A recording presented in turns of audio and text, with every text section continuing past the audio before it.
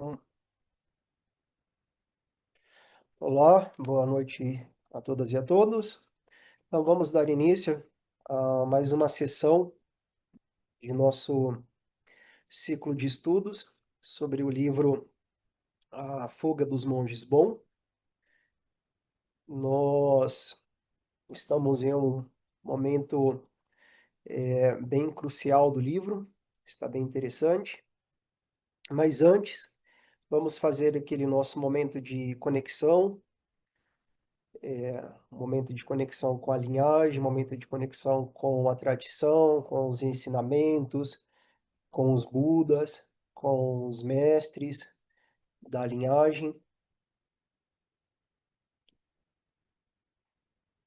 Nós podemos visualizar que todos os mestres, especialmente Yongtse Rinpoche, professor dos nossos professores, que hoje passará pela cerimônia do fogo, hoje, após os 49 dias dos rituais com o corpo sagrado, ele será cremado, seu corpo será colocado na mandala da deidade do fogo. Isso vai acontecer daqui a algumas horas. O Geshe-dema, com quem nós teremos uma prática após esse ciclo de estudos, vai certamente falar um pouco sobre isso. Então é um dia muito especial para nós da tradição do bom. Então, Yongtse Rinpoche representa aqui, neste momento, todos os mestres iluminados, e ele e todos os seres iluminados assumem a forma de Tapiritsa, que é um Buda que aparece na forma de uma criança, de um adolescente, de uma cor muito branca, na forma de um cristal branco, desnudo, com os cabelos na altura dos ombros, representando a a pureza primordial da nossa própria mente. Então, nós podemos simplesmente visualizar uma luz branca,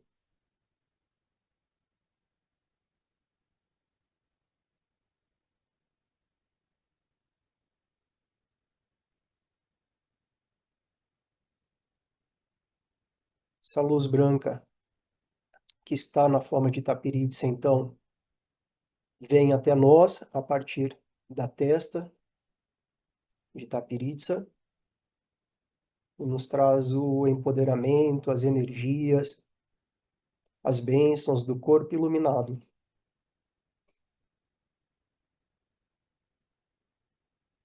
Nós prestamos atenção em nosso corpo, em nossa respiração,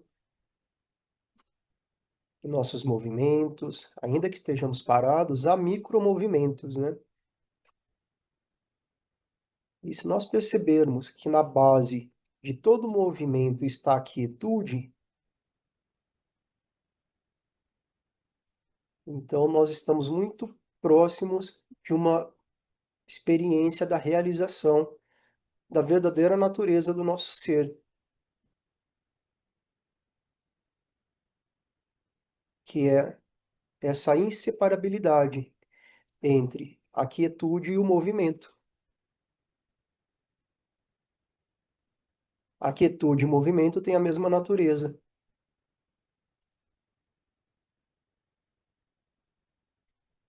Nós podemos visualizar e sentir que da garganta de Tapiritsa, esse jovem Buda que está à nossa frente, vem uma luz vermelha até a nossa garganta, trazendo luz, trazendo bênçãos, trazendo energia, empoderamento da nossa fala iluminada. Nós prestamos atenção em nossa garganta, no chakra de nossa garganta, percebemos o nosso silêncio interno, e tentamos sentir, perceber, experienciar o silêncio que está presente em todo momento, inclusive naquilo que nós identificamos como barulho, como sons, como falas. A minha própria fala aqui agora, ela tem uma base que é o silêncio. Porque se não houvesse o silêncio como base da minha fala, se só houvesse minha fala, vocês não conseguiriam discernir as, os fonemas, vocês não conseguiriam discernir as palavras, seria simplesmente barulho. Então a fala, ela só surge porque tem silêncio, assim como o movimento só surge porque tem quietude. Então fala e silêncio, som e silêncio são inseparáveis, têm a mesma natureza.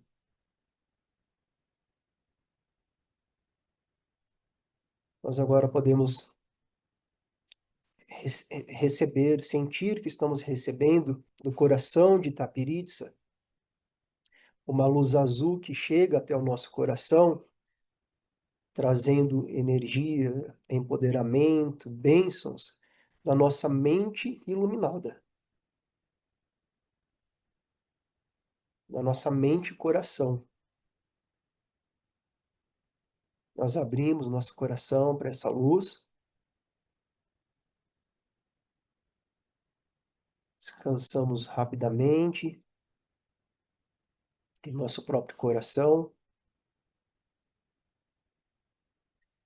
e observamos que os pensamentos, as emoções e, em última instância, tudo que nós percebemos, sentimos, vemos, vem de um grande e vasto espaço que é inseparável de cada manifestação que surge, seja como pensamento, como emoção, como experiências internas ou externas. Tudo que surge, surge a partir de um espaço e um espaço ilimitado, um espaço aberto,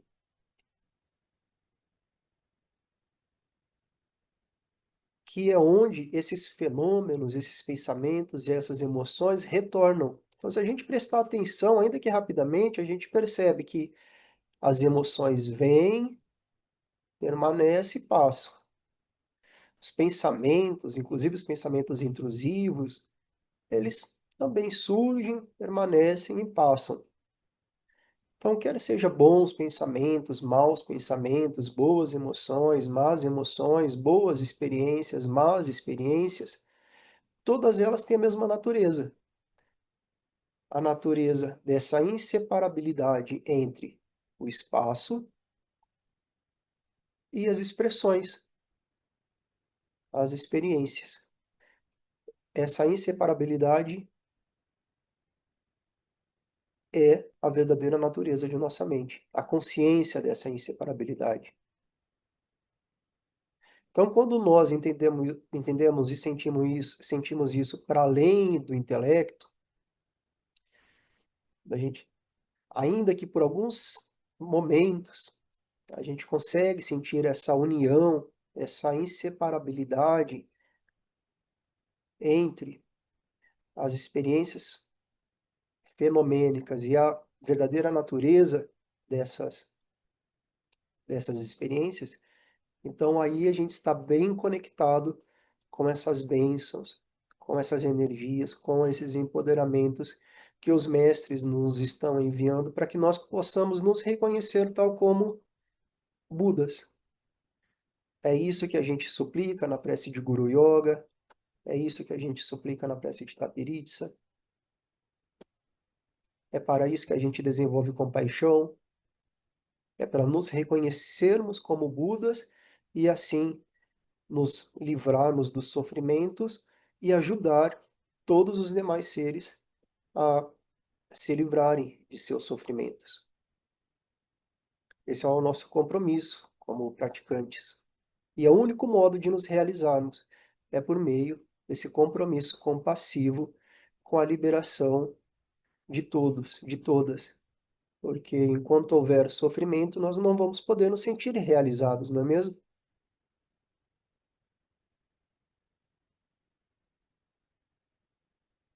Então, conectados com essa experiência, com essa quietude, com esse silêncio, com esse espaço, nós começamos a nossa prática, o nosso estudo.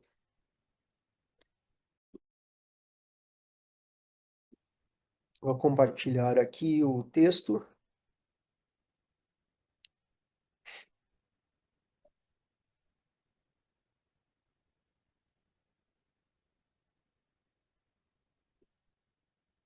Eu não sei se vocês se recordam, nós paramos na semana retrasada, em uma parte bem, bem crucial do texto, porque estamos já aí algumas semanas acompanhando a fuga propriamente dita, né, dos monges, e, e agora eles estão sendo perseguidos. Eles já não estão mais em Lhasa, já estão na estrada. Alguns já chegaram ao Nepal e agora nós estamos acompanhando a fuga dos mestres que haviam ficado no mosteiro anterior. E havia dois irmãos que eram monges e que abandonaram os seus votos de não violência para proteger o grupo. E, e nós paramos em uma parte aqui em que eles haviam feito um acampamento em um local onde eles achavam que estavam próximos de tibetanos, mas depois eles ficaram na dúvida se eram de fato tibetanos ou se eram chineses. E aí é justamente isso, então, que começa aqui. Ainda pairava a dúvida sobre, ainda pairava dúvidas se as figuras que se aproximavam eram soldados chineses ou tibetanos. Tinham medo de matar um tibetano por engano. O, o Gen Sintrug, que falava chinês, disse: Vocês devem esperar aqui. Eu me aproximarei e falarei com eles em chinês. Se responderem em chinês, ataquem, mas se responderem em tibetano, fiquem calmos. Gen Sintrug gritou: Ni hao, e ouviu, que é o cumprimento chinês, né? E ouviu o mesmo cumprimento em chinês ser gritado de volta por três soldados que avançavam. Surpresos ao ouvir sua própria língua, os soldados hesitaram até que os três tibetanos estivessem sobre eles. Gen Sintrung, na dianteira, golpeou o primeiro soldado no ombro com sua espada, mas o golpe foi desviado por uma alça ou fivela. Tempa desferiu um corte em arco antes que o soldado reagisse. Frações de segundo antes do general Sintrug golpear novamente. General não, Gen Sintrug golpear novamente. O soldado caiu. Meniag estava sobre outro soldado com uma faca ensanguentada. O terceiro fugiu em pânico. Meniag pegou o rifle do soldado que havia esfaqueado e gritou para os outros correrem. Tempa hesitou enquanto os companheiros desapareciam na escuridão. Pensou que o rifle recém-conquistado precisava de munição. Tentou cortar uma bandoleira cheia de cartuchos de um dos corpos. Era difícil serrar a correia espessa com a espada, e suas mãos tremiam de medo enquanto outros soldados corriam em sua direção, alguns parando para atirar. Sentiu uma pontada no abdômen e instintivamente levou a mão ao local. Sentiu o calor úmido do sangue. Havia sido baleado. Começou a correr com a mão apertando o ferimento, ouvindo tiros estalando ao seu redor. Tempa chegou ao acampamento Bompo e o encontrou vazio. Mais tarde, soube que o Lompon de Menri e alguns outros haviam sido capturados, mas o abade havia conseguido escapar. Seguiu sozinho rumo ao norte, em direção ao monastério de Sejig. A ferida latejava de dor e ele resistia à tentação de deitar e se encolher. Precisava continuar se mexendo. Horas depois, o sol da manhã iluminou a paisagem e ele viu duas figuras ao longe vindo em sua direção. Tinham um contorno solto das chubas, o que indicavam que eram tibetanos. Mesmo assim, temia que fossem bandidos ou que o entregassem aos chineses. Ainda tinha sua espada, mas estava fraco demais para usá-las. As figuras se tornaram mais nítidas e Tempa viu que estavam armadas. Sua mão apertou o cabo da espada. Finalmente viu seus rostos. Um sorriso de alívio e alegria se abriu em seu rosto ao reconhecer dois amigos de seu grupo, o Machen e o Anik. Machen, apesar da mão ferida, ainda carregava o relicário sagrado com as cinzas de Niamh-Sherab Gyaltsen. Nós estamos acompanhando nesse capítulo é, mais do que a fuga dos monges do monastério, que nós estamos acompanhando é o, a proteção, o envio, o resgate do relicário, das cinzas de um dos mestres mais importantes de nossa linhagem, o fundador do monastério Menri, o, o segundo Buda da nossa tradição, que é Nyame Sherab Gyaltsen. Queria fazer um comentário com vocês a respeito dessa passagem aqui em que os monges, então, utilizam da violência. A gente viu aqui no próprio livro que alguns monges haviam preferido se entregar do que é, atacar um soldado inimigo, para não quebrar os seus votos, né, de não violência. Muitos monges de muitas escolas fizeram isso, se renderam para não entrar em disputa física ou mesmo precisar se defender ou matar outras pessoas. Mas nós estamos acompanhando aqui este grupo que tem esses dois monges que o que dá para perceber é que eles não quebraram os votos. Por que que eles não quebraram os votos? Porque se vocês se lembrarem, lá atrás, quando a gente começou a estudar esse capítulo, o que eles fazem é entregar os votos de volta. Eles entregam os votos de não violência, na verdade, não só os votos de não violência, os votos de monges, né? São vários, e eles devolvem e o mestre aceita. E eles fazem isso porque eles, de acordo com a consciência deles, tinham essa missão, esse dever de proteger o grupo e proteger as cinzas de Nebuchadnezzar Gyaltsen. Então não tem como a gente julgar, não é verdade? Vamos imaginar que nenhum monge tibetano tivesse abandonado seus votos e todos tivessem se entregado. O que teria acontecido com o budismo tibetano, não só com o Bon, com todas as demais escolas, se eles não tivessem reagido minimamente? Possivelmente teria acabado, né? Porque a gente só, as tradições tibetanas só se mantiveram vivas porque houve justamente essas fugas, especialmente para o Nepal e para a Índia. Então, é aquele comentário também que a gente tinha feito sobre as ações iradas, né? Mas é interessante isso, eles não quebraram os votos, eles haviam entregado os votos antes. Embora o voto da não violência é um voto que todos nós, ainda que não monges, também praticamos, né?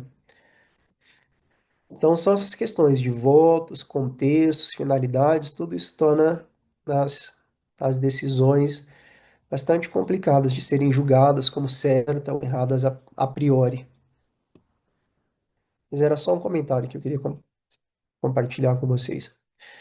Tempa havia duvidado que sobreviveria ou que voltaria a ver seus amigos. Machen e Anik acreditavam que Tempa estava morto. Tomados pela emoção, os três se abraçaram e gritaram uma prece de agradecimento aos protetores. Após compartilharem os relatos de suas fugas, seguiram viagem até que Tempa não pudesse mais andar. Escondendo-se no leito de um riacho, desabaram de exaustão. Na manhã seguinte, Machen e Anik ergueram Tempa, mas ele estava fraco demais para manter em pé. Cada um colocou um braço dele sobre o ombro, carregando a maior parte de seu peso, apesar do próprio cansaço. Tempa delirava e insistia que estavam indo na direção errada. Eles disseram com gentileza que ele estava confuso por causa do ferimento. Ele se recusava a acreditar, mas acabaram convencendo-o a continuar. Caminharam mais 2 dias sem água nem comida. Tempa enfraquecia e já não conseguia prosseguir, mas seus amigos não cederam. Apesar da própria fome, sede e fraqueza, o apoiaram o dia todo. Ao anoitecer, encontraram um local abrigado entre pedras e o deitaram no ponto mais confortável que puderam encontrar.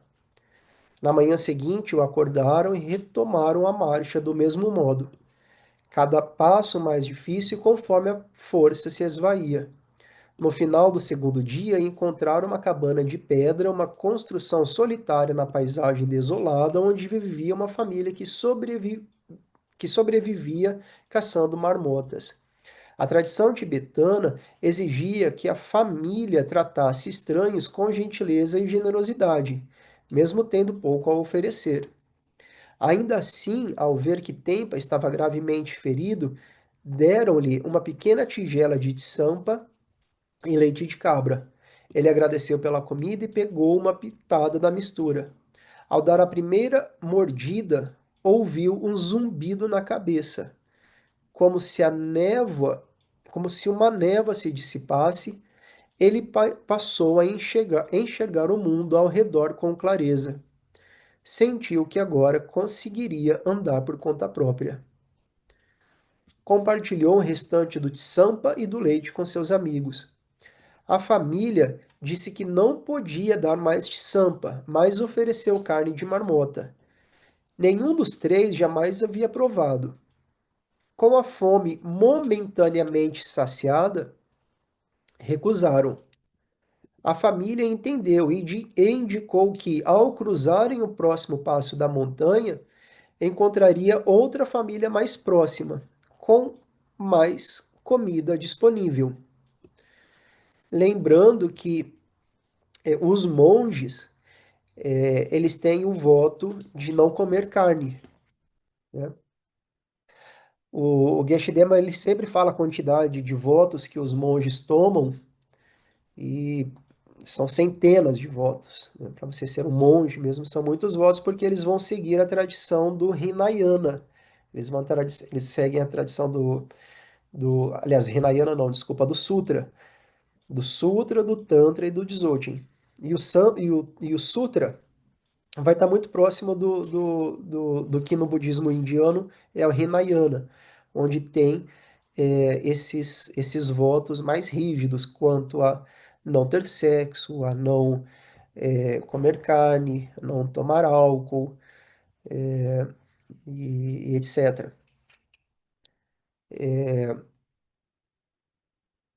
Mas se eles estivessem passando fome, né, ali, e eles estavam com fome, então eles realmente eles estavam com fome, porque a Tsampa pode ter resolvido momentaneamente.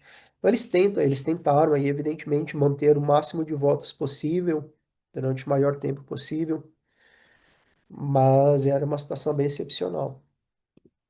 Os três agradeceram à família por sua generosidade. Ao sair da cabana, Tempa finalmente pôde ver que seus amigos realmente o haviam conduzido na direção certa. Sem eles, teria vagado na direção errada e provavelmente desaparecido no vasto planalto, com o corpo jamais encontrado. Com esse pensamento, foi tomado por uma tristeza profunda, um desespero tão avassalador que começou a chorar. Estava separado de seu irmão e dos lamas, seus mestres, a quem havia jurado proteger.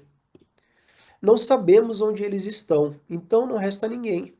Nem mesmo meu irmão, a pessoa a quem sou mais próximo, pensou.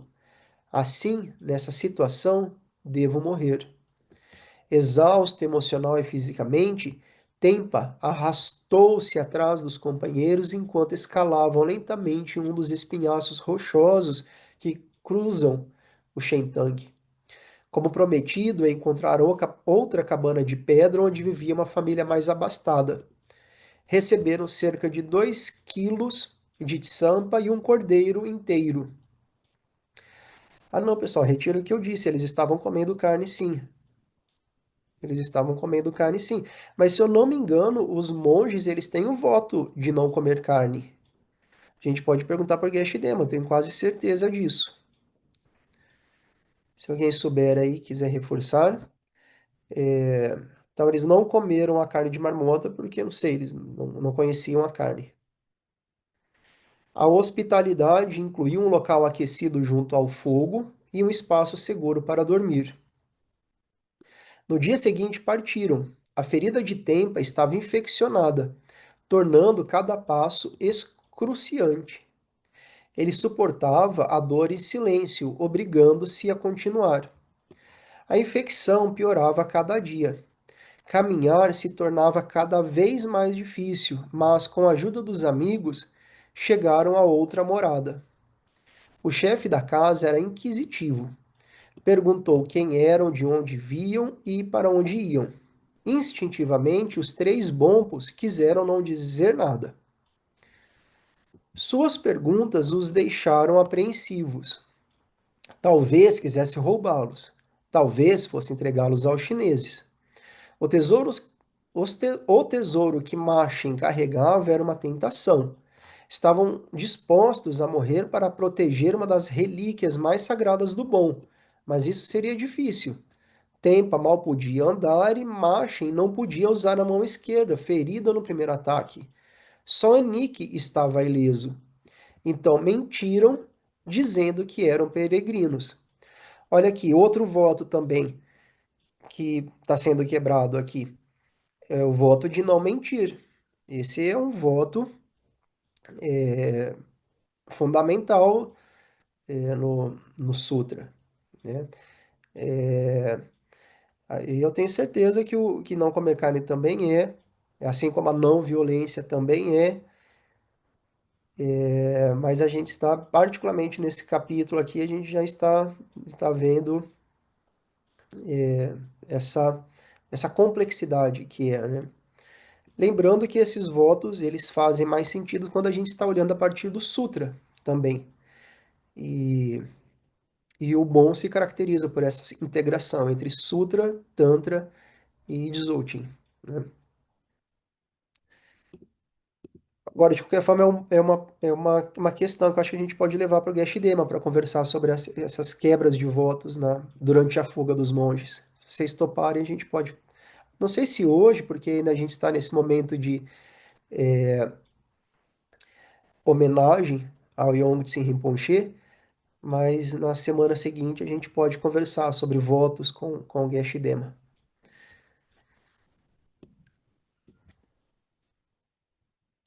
Não acho que vocês não são isso.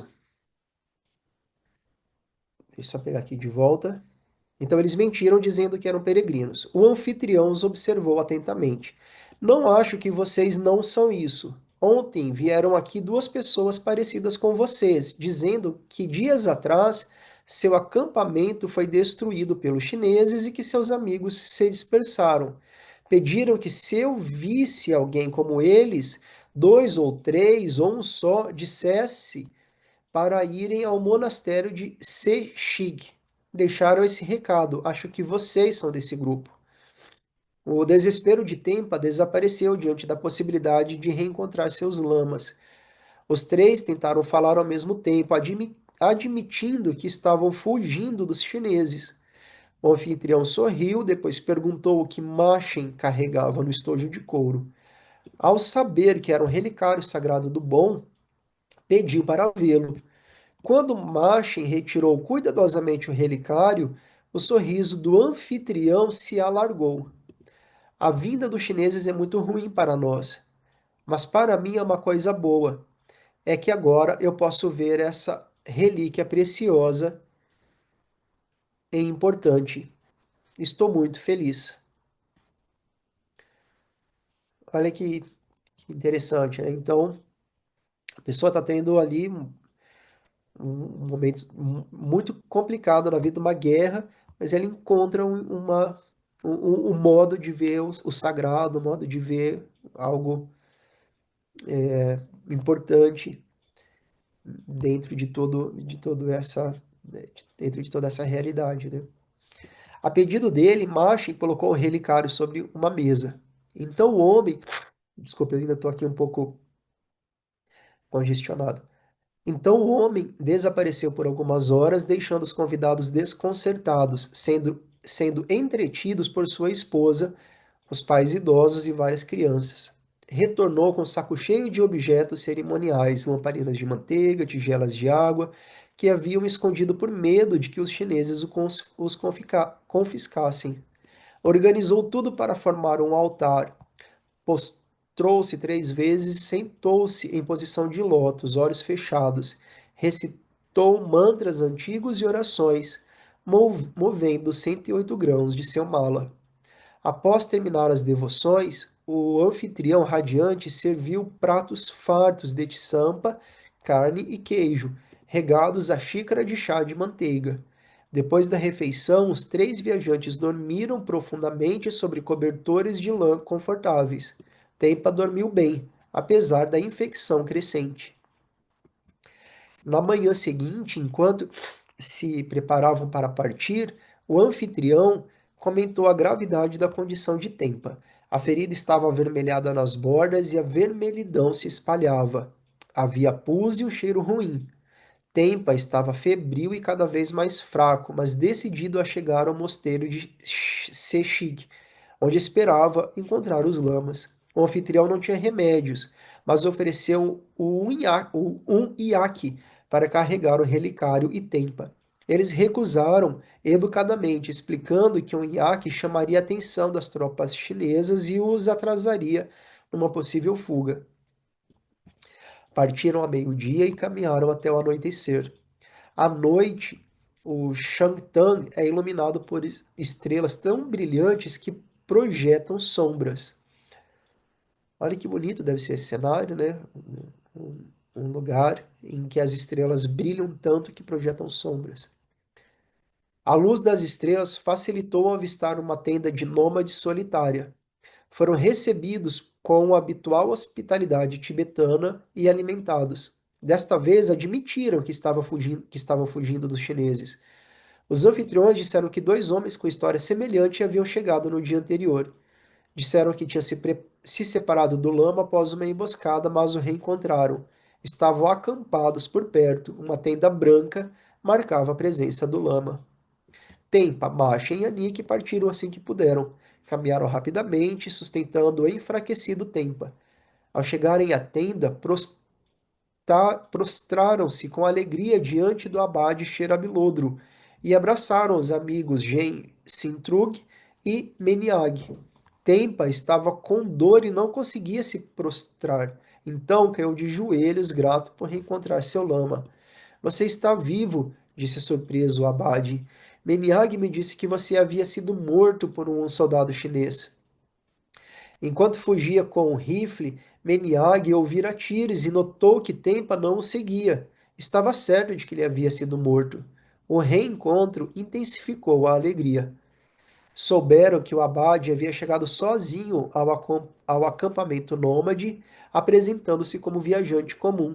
No dia seguinte, Gen, Sintrug e Meniag chegaram ao acampamento pedindo comida.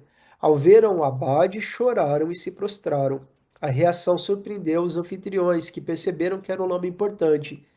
Impressionados, ofereceram o melhor de seus recursos humildes. Ofereceram o melhor de seus recursos humildes. Mais tarde, Tempa pediu uma bênção para sua ferida, tão dolorosa que mal conseguia se mover. O abade se afastou e voltou com uma xícara de urina, um remédio tradicional tibetano. Pediu que Tempa tomasse um gole de sua urina. Sem hesitar, ignorando o cheiro, ele bebeu, sem engasgar. O abade espalhou o restante do líquido morno, desculpa. O abade espalhou o restante do líquido morno sobre a ferida. Tempa adormeceu após o treinamento. Medicina tibetana tem essas coisas, né? Bem diferente para nós. Na manhã seguinte, o pus começou a drenar, o inchaço diminuiu temporariamente e a vermelhidão recuou do abdômen e tórax.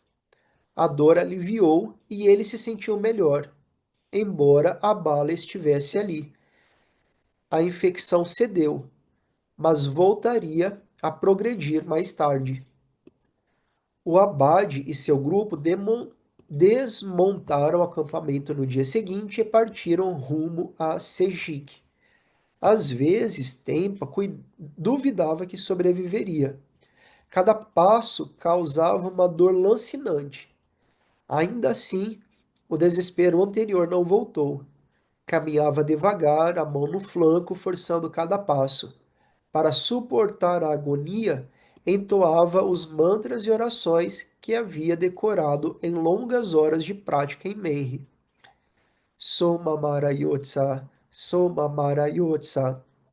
Repetia, entoando sons sagrados que apenas os deuses compreendem.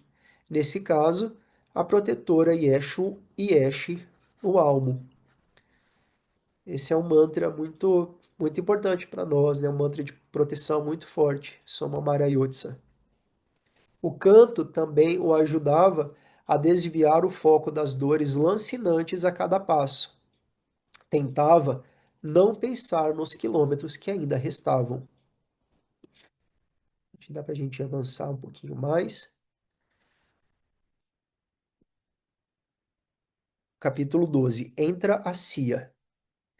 Tenzi recebeu notícias perturbadoras em Sechik, com a chegada de uma caravana barulhenta de mulas e cavalos carregados de mercadorias, acompanhada por uma escolta armada. Era o final de 1959 e o ano do porco da terra. A chegada rara de uma comitiva comercial no vasto e vazio planalto sempre era uma pausa agradável na rotina da vida em Shantan. O rico comerciante que liderava a caravana pediu para prestar seus respeitos a Tenzin. Estava fazendo negócio em Shantan quando recebeu notícias da rebelião fracassada em Lhasa, da escala dos massacres e da destruição da cidade. Ao saber que o Dalai Lama havia fugido do país, decidiu seguir seu exemplo. No entanto, não poderia partir sabendo que um lama de grande reputação estava por perto e certamente seria alvo de represálias chinesas. Mesmo assim, sem nunca tê-lo conhecido, o comerciante sentiu que era seu dever religioso ajudar Tenzin. Ele descreveu o massacre em Lhasa e o que sabia sobre a fuga do Dalai Lama. Instou Tenzin a fugir com ele para o Nepal. Sua comitiva estava bem equipada com animais de carga, suprimentos e armas e poderia tornar a fuga o mais confortável e segura possível. Mas Tenzin não poderia partir sem antes saber se o abade de Menri e seus amigos no mosteiro estavam seguros. O emissário de Menri deveria chegar a Sechig para recolher a parte das doações do mosteiro mãe, que haviam aumentado substancialmente desde a chegada de Tenzin. O comerciante esperou vários dias, mas finalmente disse a Tenzin que não poderia esperar mais. A cada dia, o risco de captura aumentava. Tenzin esperou enquanto 1959 terminava e começava 1960, o ano do Rato de Ferro. Quando o emissário de Mei finalmente chegou, confirmou as notícias sobre a revolta em Lhasa, a fuga do Dalai Lama e a debandada de muitos tibetanos do país, mas não disse nada que sugerisse que a pressão chinesa sobre Mei havia piorado. Tenzin ouviu com preocupação. Estava preocupado com seus amigos e alunos em Mei. Estava preocupado com seu país. Algumas semanas depois, Tenzin ficou alternadamente alarmado e aliviado quando o abade de Mei, Sherabilodro, e um grupo de monges farrapados chegaram a Sejik cambaleando. Dois estavam, dois estavam feridos por balas chinesas e todos usavam roupas rasgadas e sujas. Tenzin ouviu consternados relatos dos confrontos com chineses e de sua luta para sobreviver. Apenas 15 dos 36 que partiram de Meirin chegaram a Sechig. Nunca saberiam o destino dos desaparecidos. Tempa Wasser mal conseguia andar ao chegar. Cambaleou até o mosteiro e desabou. Em poucos minutos foi levado para uma cama e posto aos cuidados de Shang-Hi, o único monge com algum treinamento em medicina tibetana. Shang-Hi preparou-se para remover a bala. Monges rodearam a cama e entoaram preces, alguns borrifando água benta, outros abanando fumaça de ervas fumegantes. Shang-Hi não tinha ervas anestésicas nem álcool. Limpou o ferimento e começou a cortar com uma pequena faca enquanto Tempa alternava entre consciência e desmaios por causa da dor. A bala foi retirada e a infecção removida. Os monges enfaixaram a ferida com tiras de tecido rasgado. Tempa ainda sangrava. Bebeu um pouco do próprio sangue com a mão em concha, seguindo a crença tibetana nos poderes restauradores do sangue. Isso parecia aliviar um pouco sua dor. Ficou ali por 2 dias, quase imóvel, enquanto a ferida cicatrizava lentamente. Enquanto Tempa se recuperava, Tenzin Nandak começou a planejar a fuga para o Nepal. Ouviu com tristeza o abade Sherabilodro contar sobre os encontros fatais com os chineses e os monges desaparecidos, capturados, mortos ou escondidos. Ficou perturbado ao saber que a relíquia mais sagrada, o Nyame Kundung, havia sido levada para uma batalha. Machen, um dos jovens encarregados da relíquia, teve que lutar com ela amarrada ao cavalo. Quase a perdeu quando o animal foi baleado. Para garantir que o Niabe Kundunk não fosse perdido caso fossem novamente confrontados pelos chineses, Tenzin assumiu sua custódia, junto com várias lamparinas de manteiga de ouro maciços e outros objetos sagrados carregados pelos monges de Meiri.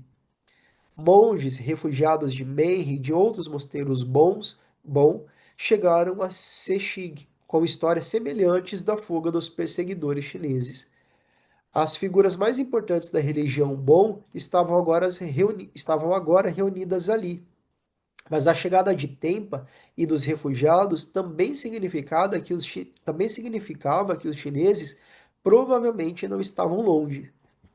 Vamos partir o quanto antes, instou Tenzin.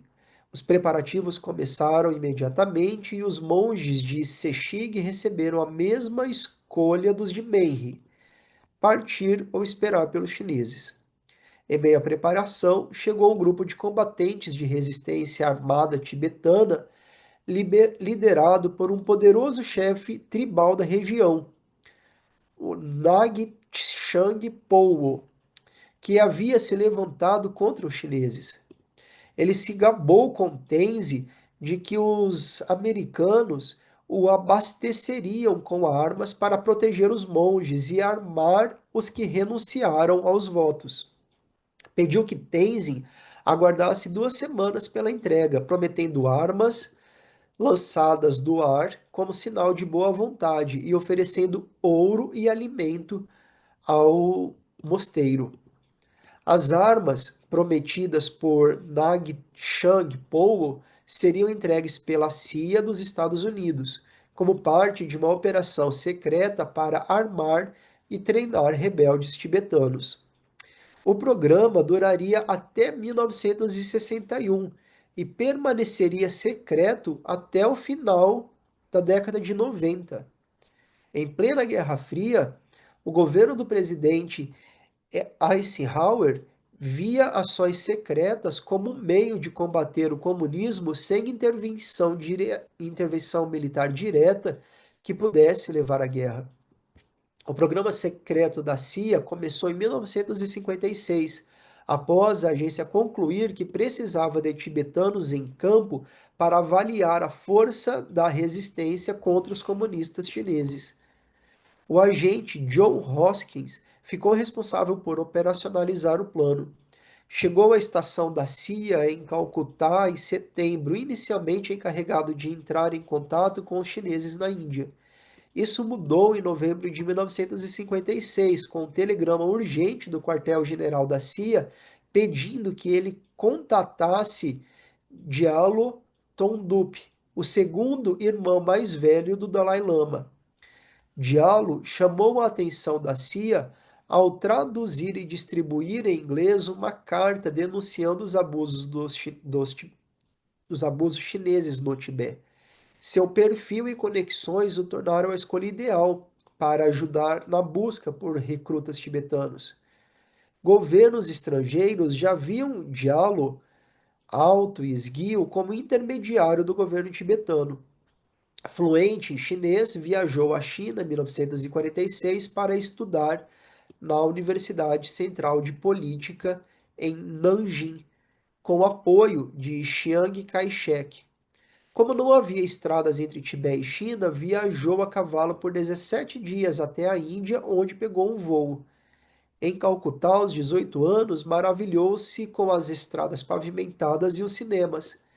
Ao frequentar o sagrão do Gran Hotel, chamava a atenção por seu cabelo comprido até os joelhos, seu tchuba tradicional e brinco de ouro e turquesa. Logo, cortou o cabelo, tirou o brinco e trocou o tchuba por calça, camisa e casaco. Com o novo visual, Diallo voou em um cargueiro C-46 dos Estados Unidos até Nanjing, onde recebeu casa com empregados, carro com motorista e virou convidado frequente de Chiang Kai-shek. Seus estudos revelaram um mundo que mal conhecia. Sabia que o Tibete era atrasado desde que pus os pés na Índia. E meus estudos na China só confirmaram isso, escreveria em sua autobiografia. 2 anos depois, Diallo casou-se com Xu Dan, filha de um general chinês e administradora no Hospital Batista de Nanjing. Em janeiro de 1949, fugiram para Hong Kong dias antes da chegada do Exército de Libertação Popular. 7 anos depois, após temporadas nos Estados Unidos e Taiwan, Diallo morava em Kalimpong, Bengala Ocidental, um território encravado entre Tibete, Nepal e Butão, e o então Paquistão Oriental, que hoje é o Bangladesh. Ali tornou-se figura central nas intrigas entre os serviços de inteligência da Índia, Grã-Bretanha e Estados Unidos. A missão de Hoskins era convencer Diallo a recrutar tibetanos para o programa da CIA. Sabendo que Diallo visitaria Darjeeling e gostava de tênis, Hoskins arranjou uma raquete e foi ao encontro dele. Jogaram uma partida de duplas, início de uma relação que tornaria Diallo o contato-chave da CIA. Quando lhe pediram para selecionar candidatos para um programa militar secreto, Diallo aceitou com entusiasmo. Essa operação, porém, trouxe esperanças falsas aos tibetanos e acabou facilitando que os chineses os alvejassem. A CIA nunca teve a intenção de fornecer apoio militar suficiente para uma rebelião efetiva. Provavelmente prometeram apoiar a independência tibetana. promessas nunca cumpridas, escreveu o ex-agente John Knaus em Orphans of the Cold War.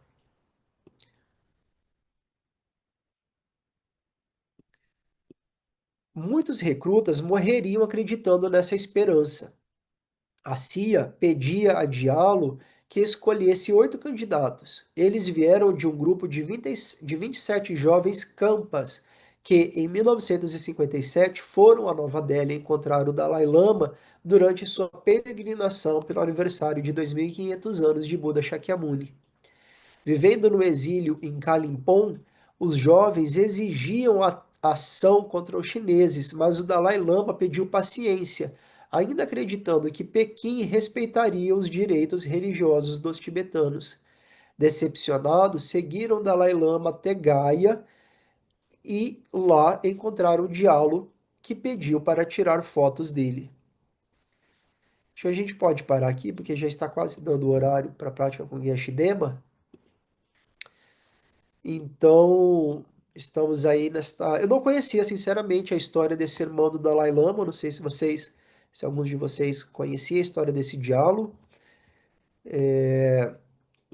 Aqui a gente tem aquela lição, né? Nunca confia nos Estados Unidos. No final, eles só estão pensando neles. E aqui os coitados dos tibetanos foram usados como instrumentos. Terminamos aqui em 5 de agosto.